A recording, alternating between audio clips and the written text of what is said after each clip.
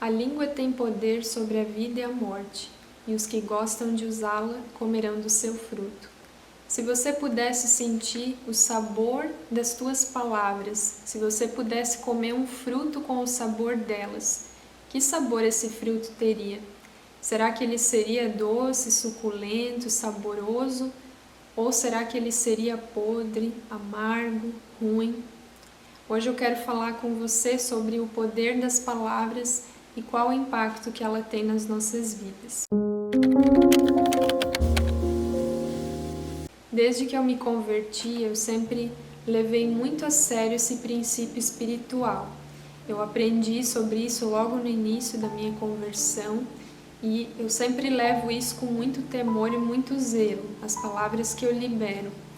E é muito interessante que a ciência ela valida esse princípio espiritual. Tem um pesquisador japonês que se chama Masaru Emoto. Ele fez uma série de experimentos no qual ele conseguiu comprovar que a estrutura molecular da água ela era alterada de acordo com os pensamentos, as palavras e os sentimentos das pessoas. Ele fez ali uma série de estudos no qual ele fotografava a água depois de congelada.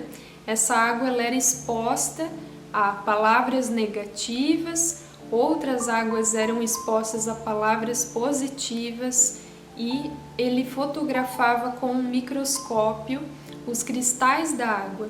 E é muito interessante que ele ficava ali durante algum tempo, todos os dias declarando palavras, por exemplo assim, palavras de gratidão para a água, obrigada. Aí no outro dia ele vinha, ele abençoava a água. Aí no outro dia ele vinha, ele falava outras palavras de bênção, outras palavras positivas. E aí essa água ela era congelada e aí com o microscópio de câmera escura eles conseguiam fotografar o cristal dessa água e o resultado foi surpreendente, porque a água que tinha sido exposta a comentários positivos, essa água tinha cristais lindos, cristais ali todos adornados, de uma forma toda bonita, uma coisa limpa, uma coisa clara. Mas os cristais da água que tinham sido expostos a palavras negativas, de xingamento, amaldiçoando aquela água, essa água ela se tornava turva, os cristais ali ficavam deformados, feios, e aí ele fez também uma série de outros estudos com o arroz. No primeiro pote de arroz, durante um mês, ele ia lá e dizia obrigada todos os dias. Aí ele passava para o segundo pote de arroz e ele xingava, ele dizia eu odeio você. E aí no terceiro pote ele ia e ignorava completamente, não falava nada. E o resultado depois de um mês foi que no primeiro pote, onde foram ditas palavras positivas continuamente, aquele arroz ele fermentou com um aroma agradável, de uma forma bonita, um aspecto mais claro. Aquele arroz, do segundo pote que tinha sido falado palavras negativas, esse pote ficou todo escuro, aquele arroz ficou escuro, com um mau cheiro, e o terceiro pote que foi ignorado, ele chegou a mofar. Então isso fala não apenas que as nossas palavras têm um impacto, sejam elas positivas ou negativas, sobre as pessoas, sobre as circunstâncias, mas ignorar também, quando tu ignora uma pessoa, quando aquela pessoa é desprezada, é rejeitada, isso também traz um resultado muito negativo, Tanto que aquele arroz chegou a mofar. E a verdade é que as nossas palavras também, quando elas são sinceras, elas servem como um termômetro para medir a nossa espiritualidade, porque a Bíblia fala que a boca fala do que o coração está cheio. Então, se eu quero mudar, se eu quero começar a declarar só palavras positivas, palavras de bênção, eu preciso que o meu interior, o meu coração, ele esteja puro. A Bíblia diz assim: habite em vocês ricamente a palavra de Cristo. E também diz: guardei no coração a tua palavra para eu não pecar contra ti. Então a gente precisa se encher da palavra para que as nossas palavras sejam positivas. A Bíblia também diz que há poder nas nossas palavras para trazer à existência aquilo que ainda não existe. Tem um versículo que diz assim: pela fé entendemos que o universo foi formado pela palavra de Deus, de modo que aquilo que se vê não foi feito do que é visível. E outro diz: disse Deus, haja luz e houve luz. E mediante a palavra do Senhor foram feitos os céus e os corpos celestes pelo sopro de sua boca. E sabe, Deus, ele é todo poderoso. Ele poderia ter criado o universo simplesmente a partir de um desejo, de uma intenção do coração dele, de um pensamento, mas eu acredito que uma das razões no qual Deus usou a palavra, a palavra dita para que houvesse o universo, foi para também ensinar a gente sobre esse princípio espiritual que está registrado na Bíblia e que faz tanta diferença. E como eu disse, eu aprendi sobre esse princípio logo no início da minha caminhada cristã. E quando eu vou orar, eu não apenas peço por aquilo que eu espero viver em Deus, ou por aquilo que eu oro por pessoas, Eu não apenas peço a Deus, mas eu também declaro, eu também profetizo a palavra, sabe? Por exemplo, assim, você vai orar por uma pessoa que está enferma, que está doente, então você declara a palavra, você profetiza a palavra, Por exemplo, assim, citando a Bíblia, Senhor, eu declaro, sobre a vida dessa pessoa que na cruz o Senhor Jesus já tomou sobre si as dores e as enfermidades dessa pessoa. A Bíblia diz que o castigo que lhe trouxe a paz estava sobre Jesus e em ti, Senhor, através do teu sacrifício, essa pessoa já está curada. Senhor, eu também declaro que tu é aquele que perdoa todos os pecados dela. É tu, Senhor, que cura todas as enfermidades. A Bíblia também diz, Senhor, cura-me e serei curado, salva-me e serei salvo. Então eu declaro, Senhor, a tua cura, o teu sacrifício de cruz sobre a vida dessa pessoa em nome de Jesus, Então esse é um exemplo aqui prático, de você usar a palavra para declarar, para profetizar.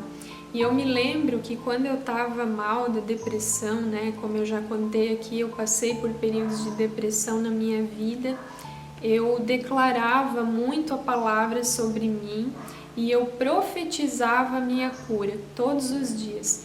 Então eu colocava ali as minhas mãos sobre a minha cabeça e eu declarava a cura, a saúde de Deus sobre os meus neurotransmissores. Eu declarava, profetizando, a cura da minha mente ali no meu cérebro. Declarava todas as substâncias ali, serotonina, endorfina, dopamina, funcionando perfeitamente do modo que o Senhor criou para ser. Declarava cura, restauração, saúde, alegria, esperança sobre mim. E eu orava assim, profetizando a minha cura, sabe? Eu declarava, eu profetizo que eu já estou curada, eu profetizo que eu estou cada dia melhor. Gente, isso tem muito poder. E como eu falei, até a ciência comprova esse princípio espiritual.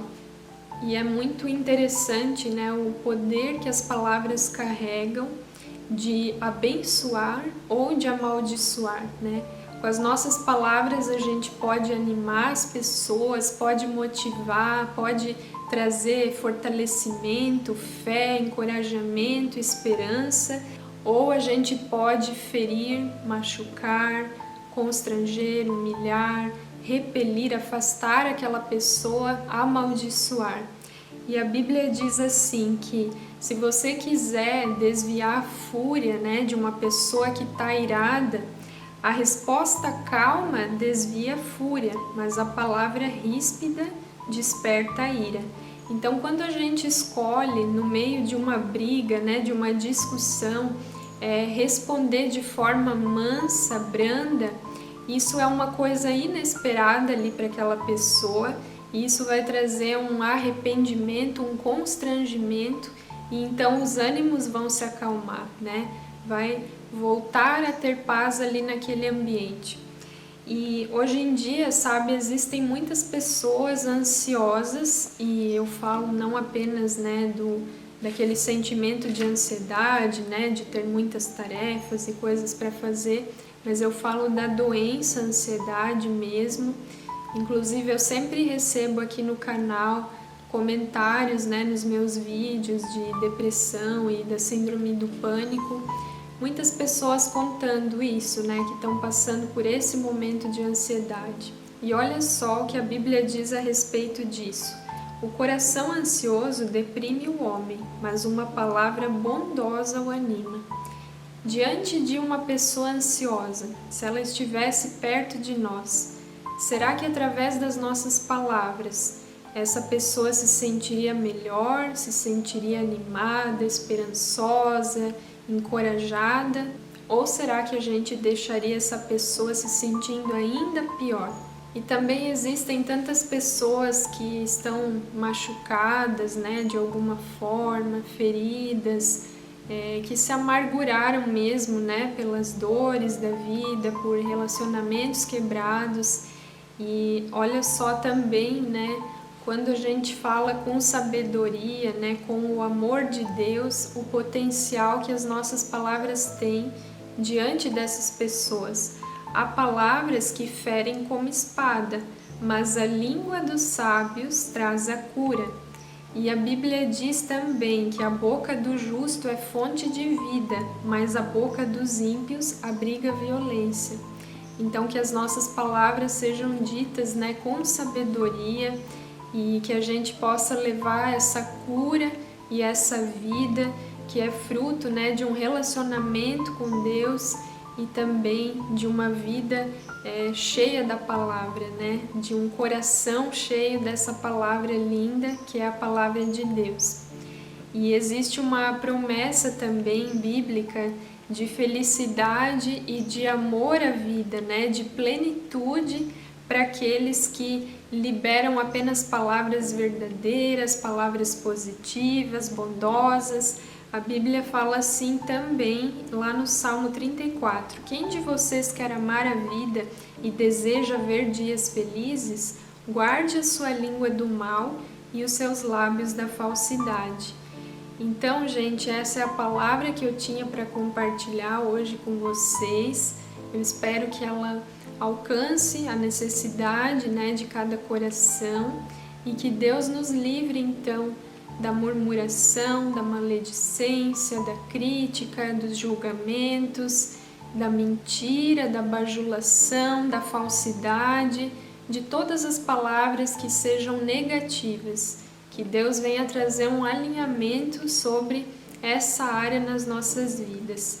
E por último, eu quero também compartilhar, né, 2 versículos, e eu sempre faço também deles a minha oração. O salmista diz: coloca, Senhor, uma guarda à minha boca, vigia a porta dos meus lábios, e que as palavras da minha boca e a meditação do meu coração sejam agradáveis a Ti, Senhor, minha rocha e meu resgatador. Então essa é a palavra de hoje. Muito obrigada por ter assistido esse vídeo. Encaminhe ele para alguém para também alcançar essa pessoa e que Deus te abençoe e até o próximo vídeo.